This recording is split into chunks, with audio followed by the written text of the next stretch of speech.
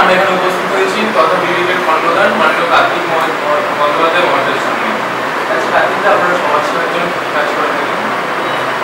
দেখুন, এইভাবে সমাজসেবা তো আক্ষরিক অর্থে বলা যায় না। আমরা হেলথ কেয়ার করি বা রক্তচুরি বা থ্যালাসেমিয়ার উপর কাজ করি বা হ্যান্ডিক্যাপদের উপর বিভিন্ন কাজ করি বা ম্যালেরিয়া ডেঙ্গু যখন হয় তখন আমরা কাজ করি বা নর্থ বেঙ্গলে যখন এনকেফাইটিসের ওপর কিছু হয় কাজ করি, সেটা এইভাবে বলা যায়। সমাজসেবা হচ্ছে মানে আমরা যারা করি তারা আদর্শগতভাবে ঘুম থেকে ওটা থেকে শুরু করে ধরুন কেউ হঠাৎ আমরা বেড়াল দেখলাম কেউ হাসপাতালে ভর্তি হতে পারছে না, আমরা চেষ্টা করি, হয়তো সবসময় ভর্তি করতে পারি না কিন্তু চেষ্টা করি।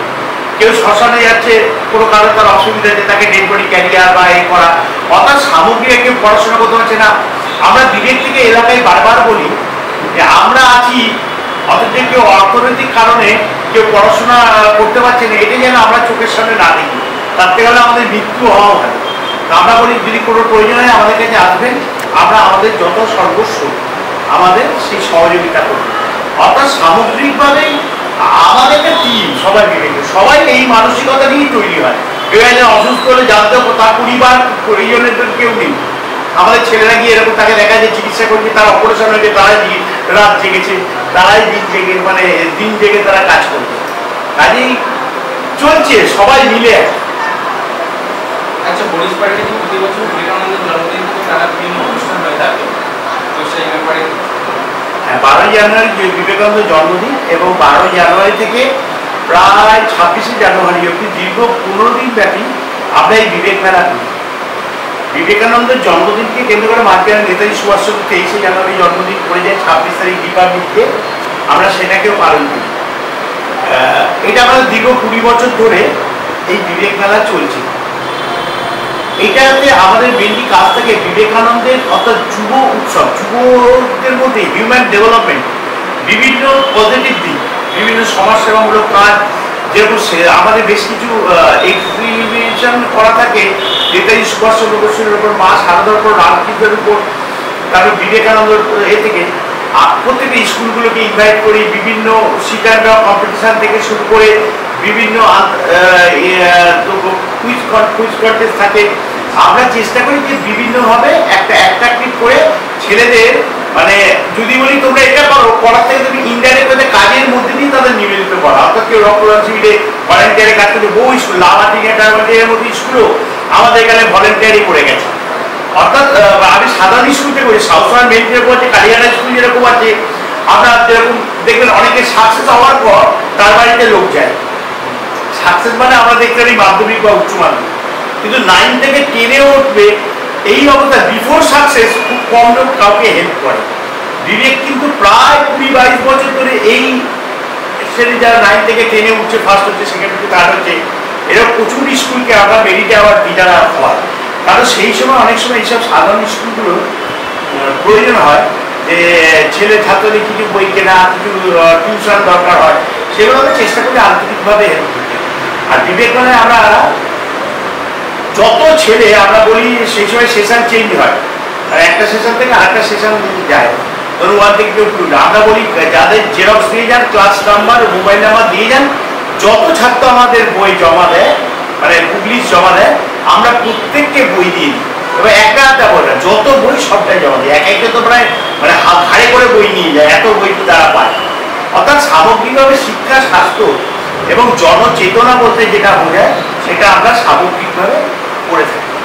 আচ্ছা, এবছর বিবেক মেলায় এবছর বিবেকানন্দ প্রথম থেকেই করি, আমরা যে লেভেলে সোশ্যাল সার্ভিস করার চেষ্টা করি। আক্ষরিকতা আমরা এইটা করবো ওটা করবো এইভাবে কিছু বলি না। যেরকম আমরা 5ই সেপ্টেম্বর, 5ই জুন আমরা এনভায়রনমেন্ট ডে, আমরা ওয়ার্ল্ড এনভায়রনমেন্টটাকে দারুণভাবে পালন করি। আর আমাদের যে কোনো মানে প্রোগ্রামে আমরা গাছ দিই, বলি যে ফুল শুকায় দেয় কাল কেউ রাখে না, কিন্তু আমরা গাছ দিই কেন? যে কোনো প্রোগ্রামে এই গাছটা কেউ না কেউ কোথাও না কোথাও কিনি, অন্তত 100টার মধ্যে যদি 50টা গাছই যদি বেঁচে থাকে, সেটাই আমাদের লাইফে সাকসেস, যে অনেক সবুজ বাড়লো, অনেক অক্সিজেন এলো আমাদের কাছে। অর্থাৎ আমাদের কোনো কাজই মানে আদর্শগতভাবে থাকে, মানে আদর্শহীন থাকে না।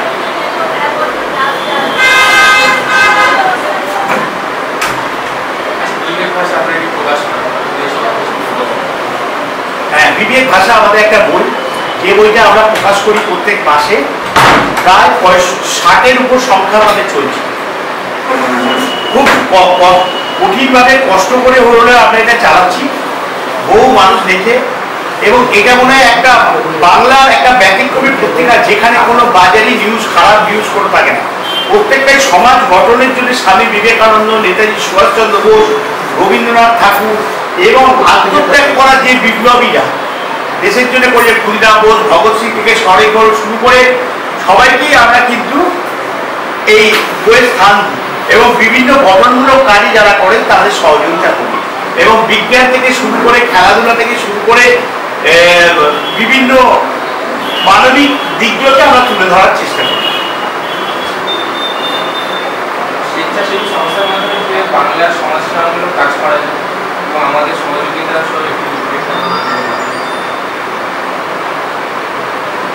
দেখুন, আমার তো স্কুল মানুষ যেটা বেসিক প্রবলেম হচ্ছে শিক্ষা, স্বাস্থ্য, এটা হয়।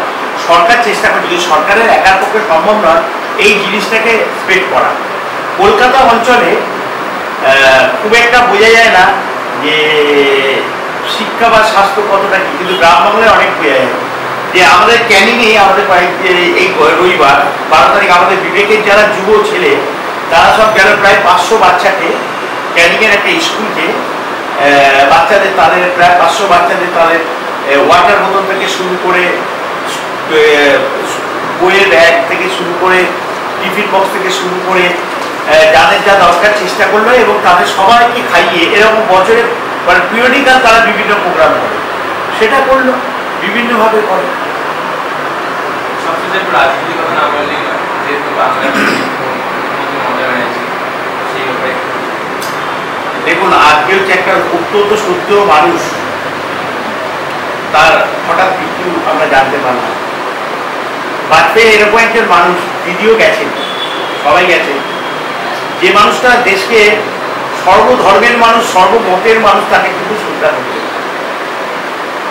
আর বাংলার মুখ্যমন্ত্রী মমতা বন্দ্যোপাধ্যায়, তিনিও বাংলার সর্বস্তরের মানুষের মানে প্রতিনিধিত্ব করে।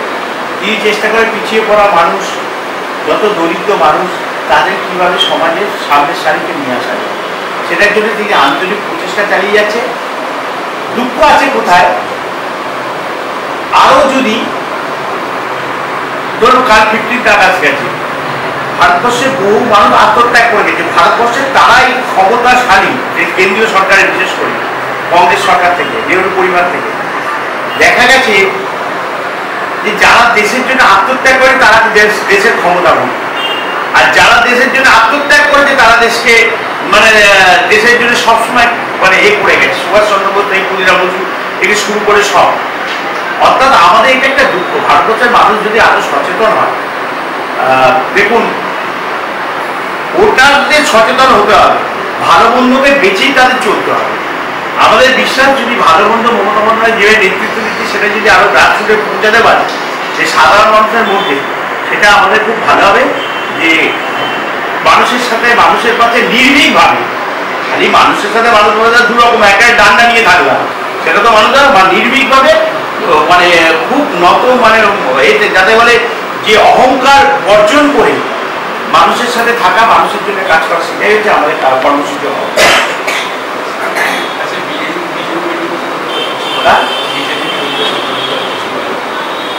দেখুন, বিজেপি তো ধর্মীয় একটা উন্মাদনা বিজেপির মধ্যে আছে। রাজনীতিতে প্রত্যেকটা দলই তার রাজনীতি করতে পারে, কিন্তু বিভাজনের দেখুন আমরা বিবেক করি, স্বামী বিবেকানন্দ বলে সবার উপর মানুষত্ব, তার উপর নাই।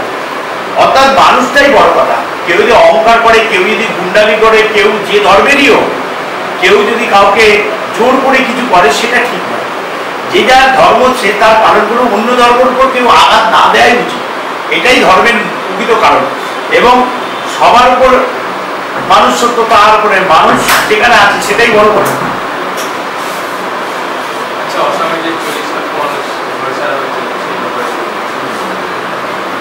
এইটা দেখুন, যেটা বাবু শেয়ার এনআরসি যেটা আছে, এনআরসিতে যেটা আছে সেটা তো গভর্নমেন্ট, রাজীব গান্ধী স্টার্ট করে গেছিল নেহরু, এবং এরা যেটা করছে এটার বিচার করতে হবে যাতে প্রকৃত তো দেশের লোক যেন বাইরে না যায়, যেরকম বিদেশি লোক দেশে আসবে না, বিদেশি লোক যেরকম বাইরে আসবে ভেতরে আসবে না, সেরকম দেশের লোক যেন বাইরে না হয়, নাগরিক যেন কোনদিন না হয়, আবার অন্য দেশের নাগরিক যেন আমাদের দেশের নাগরিক না হয়, দুটোই সঠিকভাবে দেখতে হবে।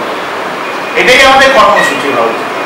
মানে আমাদের দেখতে হবে যে আমাদের দেশের নাগরিক আমাদের দেশের নাগরিক, ও দেশের নাগরিক ওদের দেশের নাগরিক। রিফিউজিদের আপনি সাহায্য করতে পারেন, কিন্তু তাদের সংবেদনশীল মানসিকতা নিয়ে দেখতে পারেন, সেটা অন্য কারণ।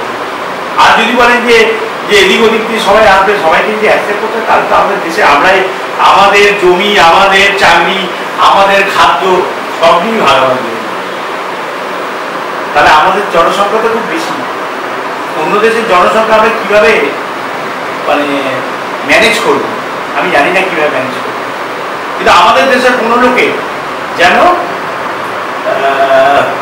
এ না যায়, তাদের আইডেন্টিটি না যায়, ভোটার্স কার্ড বা কোনো ব্যাপারে না যায়, এবং সেখানে যেন একবারের জায়গায় 10 বার হবে।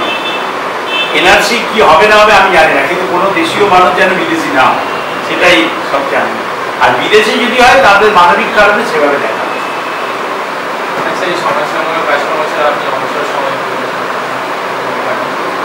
ঘুম থেকে ওঠার পর থেকেই শুরু হয়ে যায়, রাতে ঘুমাবার আগে এছাড়া কিছুই করি না, চলে আসে। সমস্যা মানে খেলাধুলা, বন্ধু বান্ধব, পার্টি করি, বিবেক করি, সব নিয়েই আছে। ঘুরতে যাওয়ার প্ল্যান বাইরে কোথাও বছরে মানে ঘুরতে যাবো তো আমি সবসময় পার্টি প্রোগ্রাম করি আর ঘুরিয়ে নিই। পার্টির প্রোগ্রাম যেখানেই একটা করে ঘুরে নিই, ওইভাবে তো ঘুরি। মানে মনটা যদি আপনার ভালো থাকে তাহলে আপনাকে এই ফুটপাতে বসেও আনন্দ করতে পারবেন। ঘুরবো বলে আলাদা কিছু করি না, কিন্তু সারা বছরই তো আমরা বিভিন্ন